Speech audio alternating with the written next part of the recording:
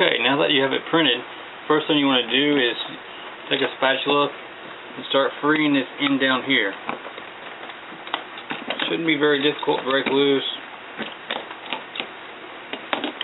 Always wear safety goggles when you're doing this, otherwise you can hurt yourself.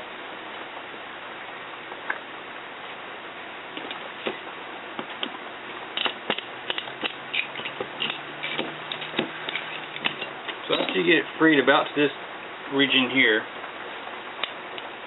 you should be able to start to break it loose. It should break pretty easily.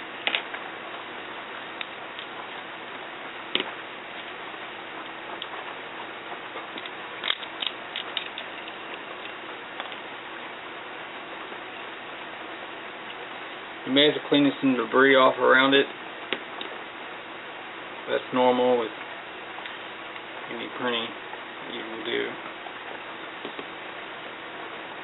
And there you have it. That's how you get the plastic off. So once all your support material has been removed and everything's still intact and nothing's broken, you were careful not to break your quick release arm. Should be fairly strong actually. So you'll want to put this into one position. Using some pliers, it may be difficult the first few times you do it. After you do it a little bit, it will be easier to use.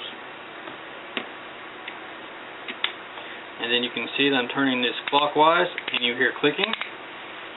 The reason my thumb's here is to make sure it doesn't pop back, because initially you want to clear any debris that's inside here.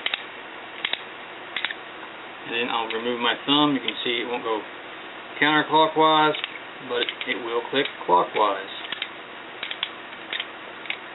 And that side is now good. Now we're going to move back to the other side. Again, like I said, initially it may be difficult. You may want to use some pliers to get it into position. The more you do this, the easier this will be able to switch between sides. And we're going to be turning it counterclockwise. You can hear it clicking inside. Cleared the debris. You can see I can't turn it clockwise, but I can turn it counterclockwise. So that side appears to be functioning. Alright, so now I'm just going to do a quick release test. A working 3/8 single print, quick release, reversible ratchet.